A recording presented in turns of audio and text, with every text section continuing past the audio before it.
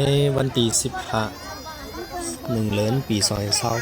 2026ไหว้เสียขมือไว้มือสาต้นไม่หยองโปธิกองมูพุทธกยาปนาในอ่อนกันมากินข้าววันเสียแหละ30ข้าวดังมาไว้มาสามารถเลียบเพนโดย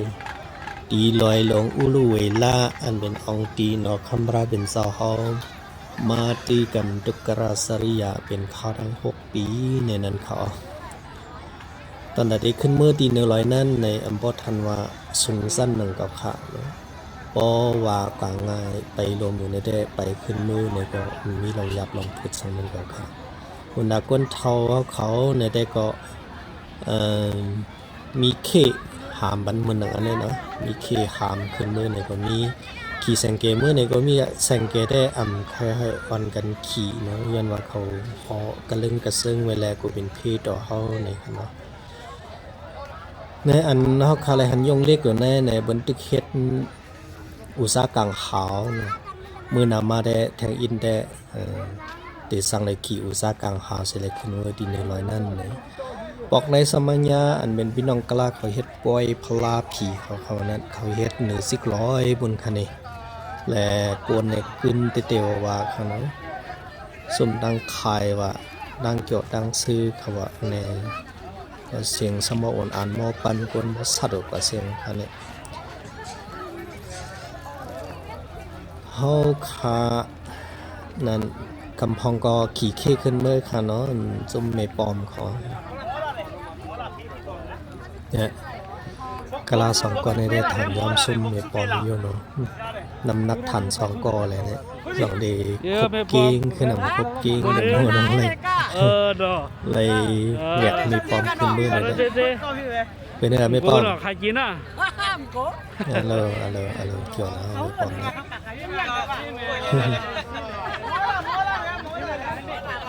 เขาได้ไปขึ้นมือลอยๆในค่ะเนาะมือเปิดกันคนดังหลังเนี่ยซ้ำผังข้างตั้งได้มีกลยอนได้มีลิงอันนั้นก็ได้พังเนี่ยลิงในเขานะโมตอนเขาตึกยิบตั้งกินเลยเขาเรียนออกมาขีดหมอนน้ำเลือกว่ากันซื้อเนี่ยโอ้สั่งเป็นเพดอกเขานั้นขนาดนี้นี่ฮัลโหลพี่น้องกล้าเขามาปกไอ้พลาเขาเนาะ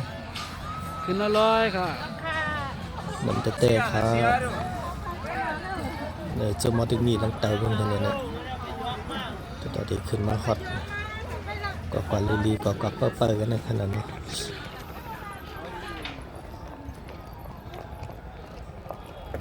นอนค่ะนี่ตี100บนคะแนนนอนค่ะดีกว่านะผมจะมิวสิก100บนค่ะเนาะเป็นกลาง100ไงค่ะเนาะเนี่ยตั้งคอมนี่เขานั่ง3 เงินเขาเมทัลได้ไปคือเราก็ได้ร่วมเมทัลค่ำเนาะเรานั่งเล่าเขานั่งยิ้มหวานเขานั่งคอมเขาบอกเขาดังเมืองขางอันก็ถามเคในมันเขามากิดตั้งเขาขึ้นเขาลงเนี่ยอันในเขานั้นบ่สั่งถูกนี่มันเป็นการหากินเลี้ยงต้องเขาเนี่ยเขาก็ป้องเสิร์ฟเนาะโดยการว่าเดี๋ยวมาซ้อมพืชเปิ้นนี่แหละเปิ้นมาขี่เขาเนี่ยสมมติว่ากว่าหยาบกว่าพืชสมมติตีตำหน้าตำตาเป็นกิดตั้งกว่าเนาะเช่นนั้นแหละเป็นอันสาวเต้นนะ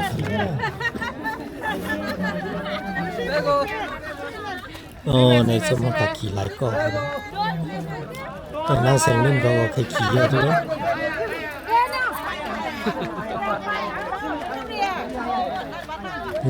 แม่ยิ้มแปลก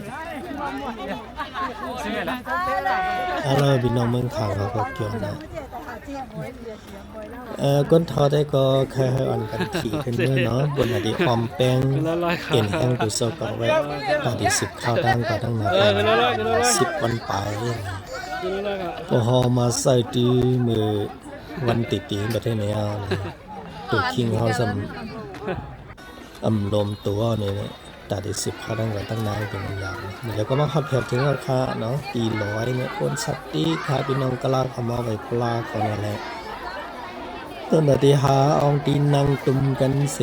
ไว้สาสับแรงเนี่ยกันดังนอกนั่นแหละมันดึงมีสิเตียวเขาก่อนมาไว้พระซ้ำจะเลยว่าเป็นซุ่มคอมนี่เขาไว้เนาะ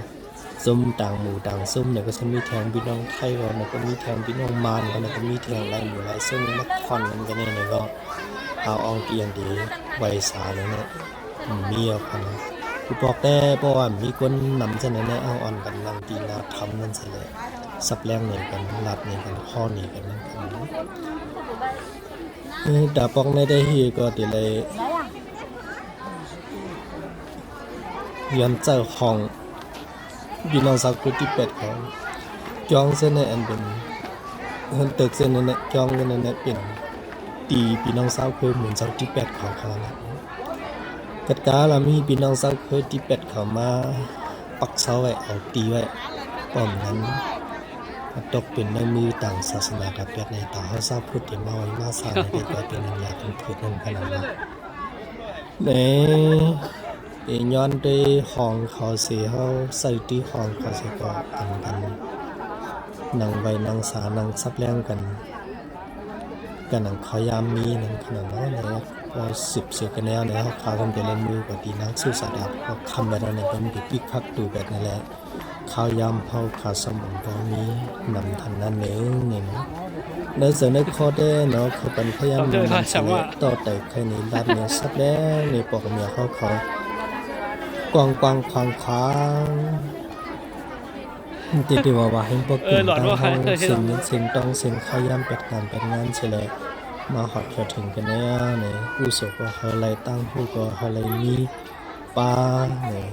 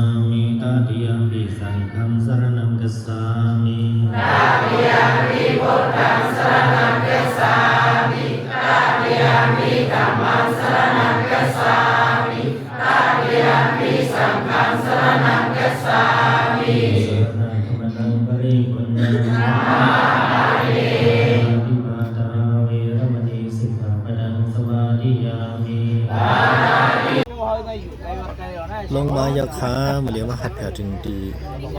เคินนางสุสาดาว่าฮอตคำนี้นั่นอะไรกะลาเขาปีกพักดูไม่ต้องหาใครปนอกเขาตั้งคำนี้เขาเลยใช้เงินซุกเงินใจตั้งเขาเนี่ยเป็นการไล่ให้หากินเขานั่นอะไรอย่างนั้นแล้วก็อ่อนกันเขามือตั้งเนิ่นค่ะ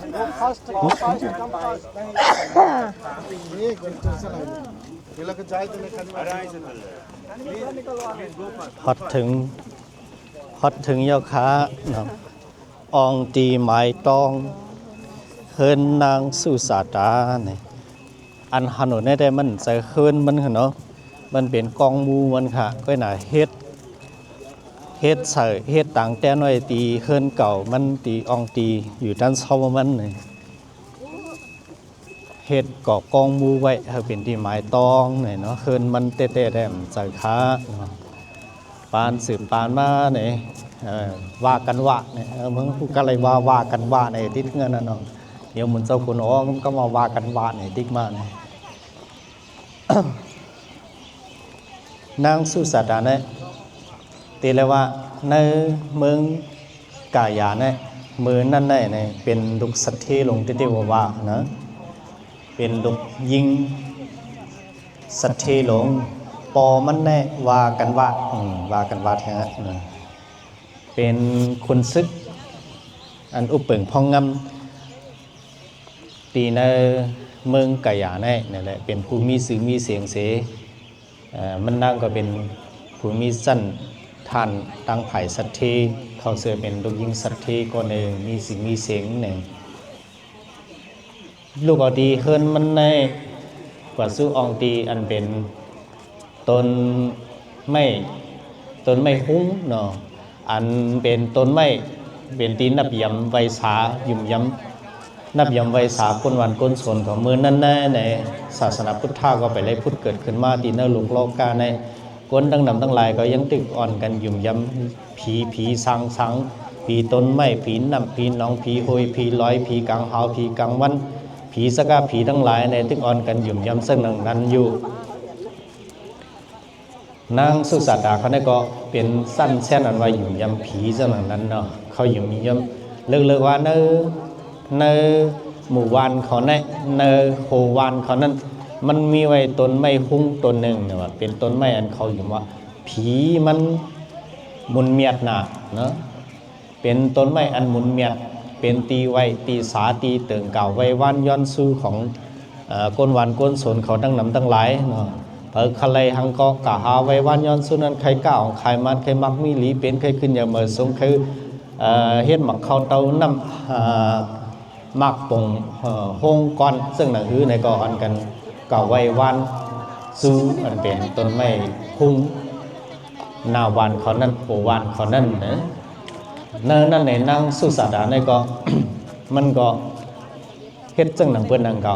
มันมีตั้งมุมมองสังเสดงเก่าไว้วันย้อนสู้ต้นไม้หุ้งโอวันเขานั่นล่ะเลยมันมีคอ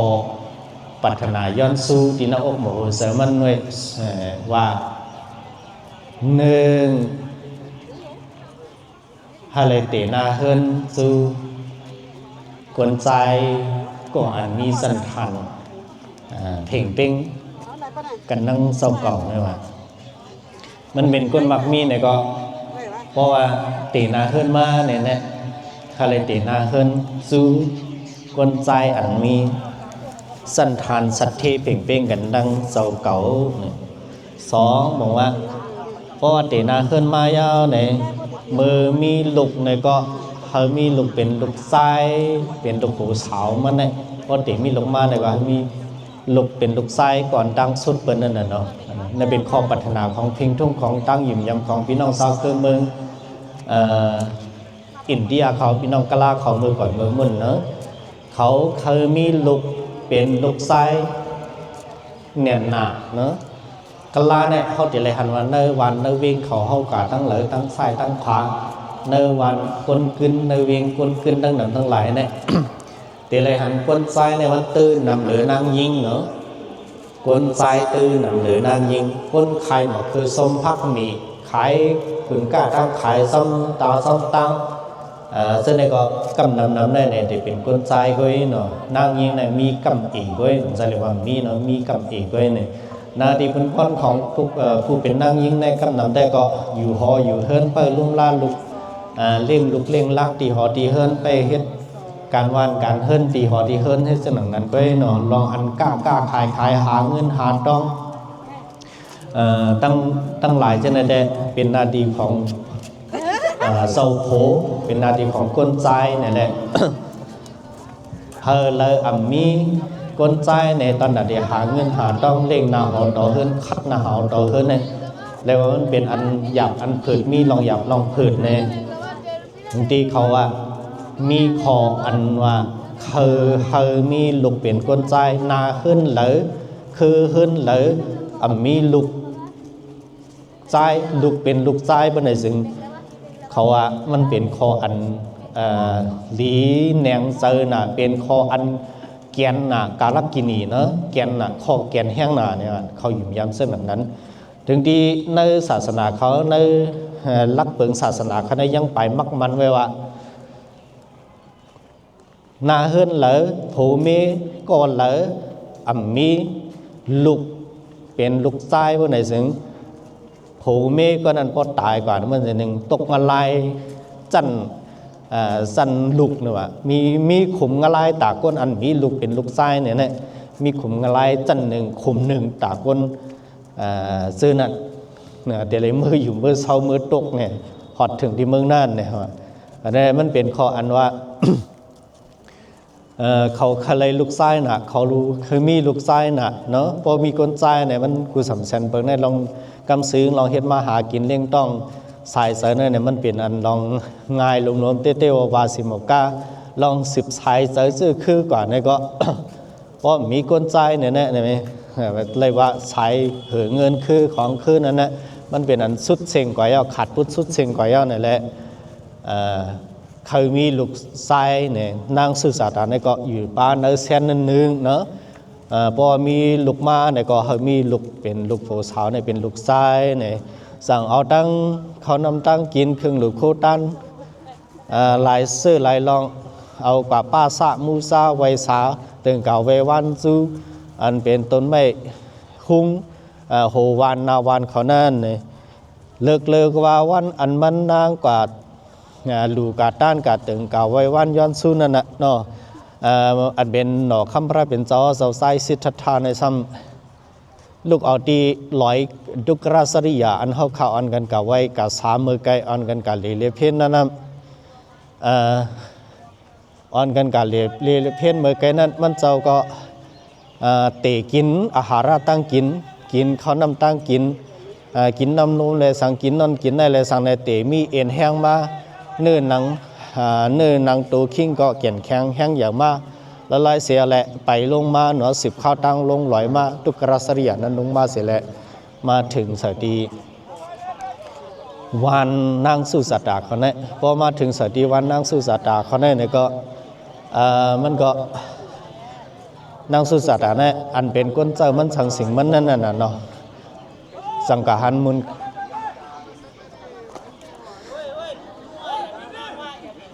อย่าไปขึ้นเนื้อเหรอเจ้า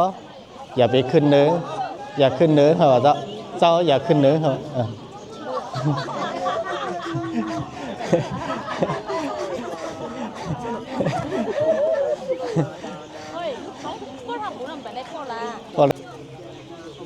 คำคืนวันอันมนคำพระเป็นเจ้าเดลูกเอาดีในกว่านั่นสั่งฮับเอาเขาซ้อมตาหน้าตั้งดีนั่งสื่อสารดากันถ้าเอาตาหน้าตั้งดีนั่งสื่อสารดากันได้เป็นซ้อมอันยิ่งใหญ่ลงสุดอันกึกเบื้องดีในศาสนามนคำพระเป็นเจ้าและเป็นซ้อมอันมนคำพระเป็นเจ้ายุบยองว่าซ้อม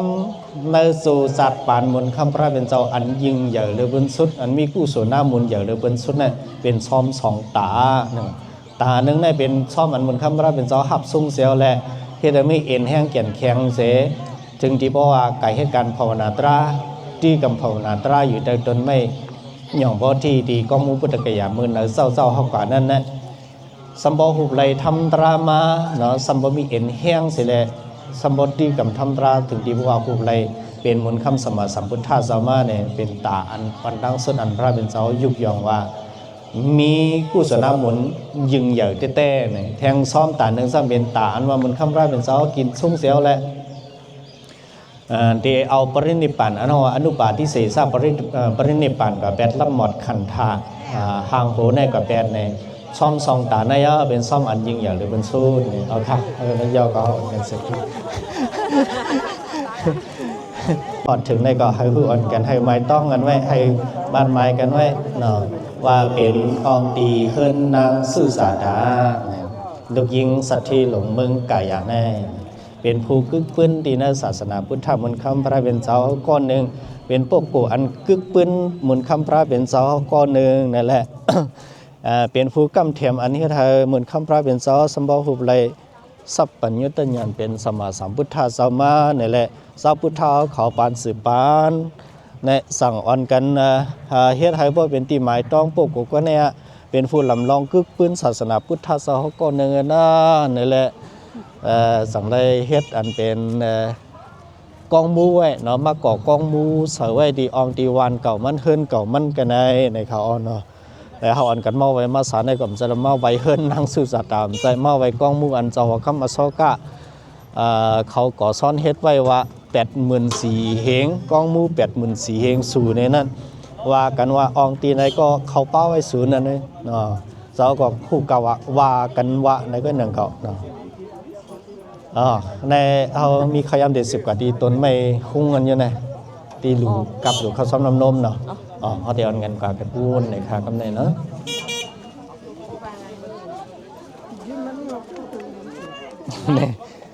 ในเป็นล็อกไลน์อันนี้ได้เป็นล็อกไลน์พี่น้อง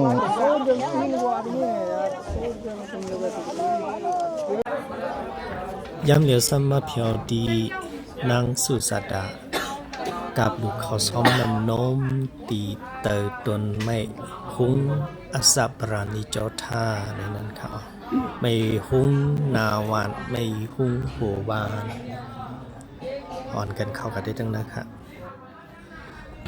ลูกก็ดีเฮิรนนางสุสดามากกว่าบอกไก่ค่ะ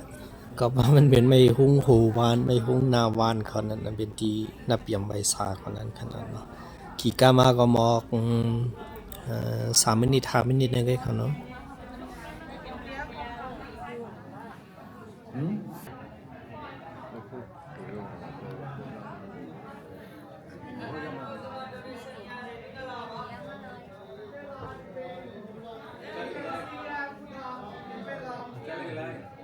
ตีปึงอินเกอร์ลีเยอะแหละเนาะไว้บนคำราเป็นเจ้าไว้อายงสายสายคือกับสัตตันตีอันเป็นพระราสังฆาเสียเอาไว้ทัดพระเป็นเจ้าทัดธรรมราเจ้าทัดอริยสังฆาเจ้าเอาเสนอนัดไว้ในนโมตัสสะสัพพะนะโมตัสสะภะคะวะโตอะระหะโตสัมมาสัมพุทธัสสะนะโมตัสสะภะคะวะโตอะระหะโตสัมมาสัมพุทธัสสะนะโมตัสสะภะคะวะโตอะระหะโตสัมมาสัมพุทธัสสะแล้วมาขอแถวถึงที่ไหน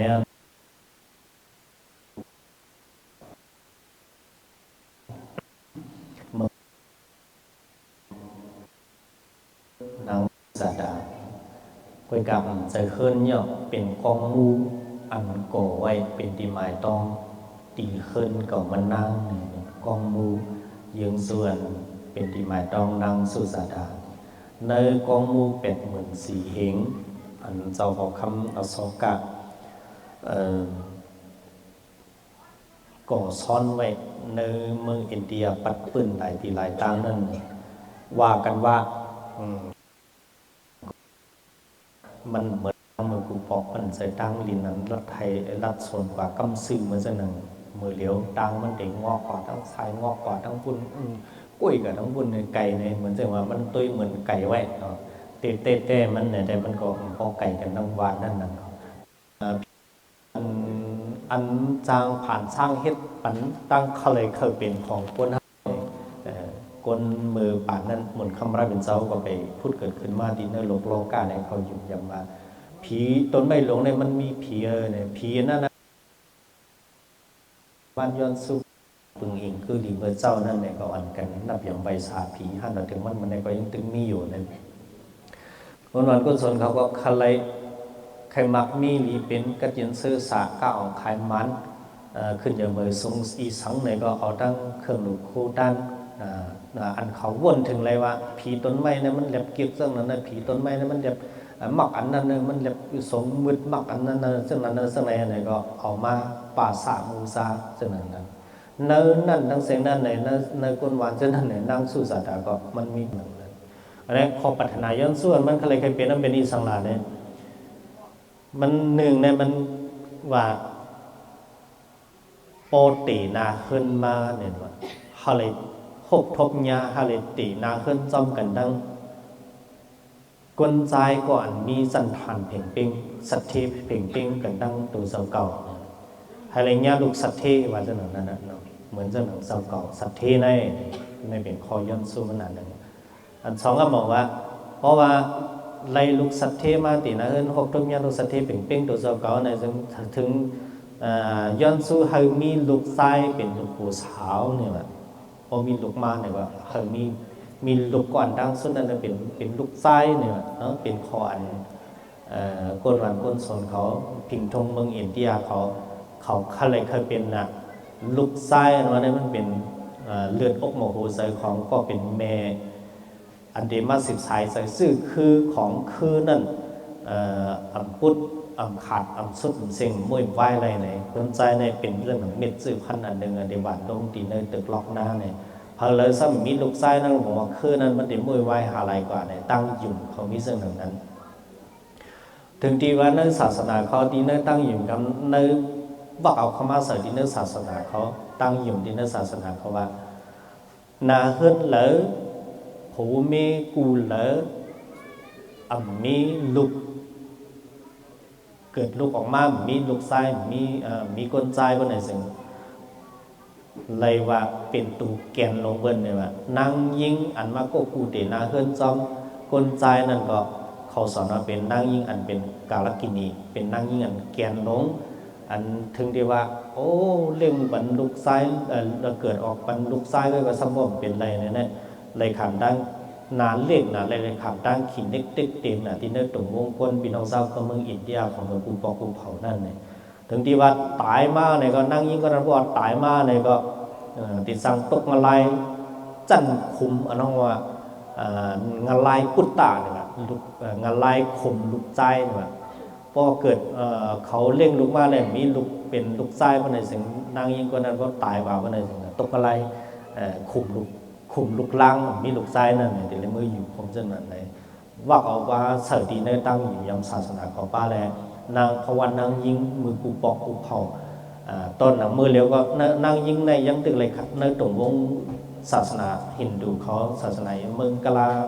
อินเดียเขาในเลยยังตึกเลยตั้งขีดเน็กติ๊กเตียงเลยตั้งใบมีส่วนใดส่วนเป็นผิงเป้งกันนั่งก้นใจหนอศาสนาพระมณคนหน้ามันกูปอกอันเย็นเป็นศาสนาฮินดูย่ำเดียวในของซักเพสันทานก้นแจกเพสันทานก้นนางยิงเนี่ยเหมือนเจ้าหนังคู่ของเรียนด่าก้นใจก้นหนึ่งก็มือเหลียวก็ยังตึงมีว่าตีนาขึ้นมาเนี่ยเอานางยิงมาหนังไว้ในนาวานนาเฮือนให้ในเสียวเลยหอยก้นใจเนี่ยมาเข้าแถวกันเสียมันลึกด้วยว่าต้องเกี่ยวข้ามในเหมือนเช่นว่านั่งยิ่งในเป็นคู่ของเรียนตาเขาเป็นที่จะนั้นในขันดังติ๊กเตียงในขันดังนาเล็กเต้ๆแล้วเมื่อตีนาเพื่อเรามีลูกใจพวกในซึ่งเมื่อขึ้นป้ายเพิ่นก็โปไผ่โปไผ่แม่เจ้าคูตุเจ้าก็ในขันดังเป็นติ๊กเตียงเขาเนาะยอมหับเดี๋ยวเขาว่าเขาเป็นตูกาลกินีตูเกียนลงในก็ภูตายกว่าในนึงแค่นาในขันดังขี่นึกติ๊กเตียงที่ว่าใส่ลึกมือหอมือเฮิรนแบบตั้งหอตั้งเฮิรนก็ผิงทงเมืองกะลาเขาเนี่ยเหมือนจึงว่าพอก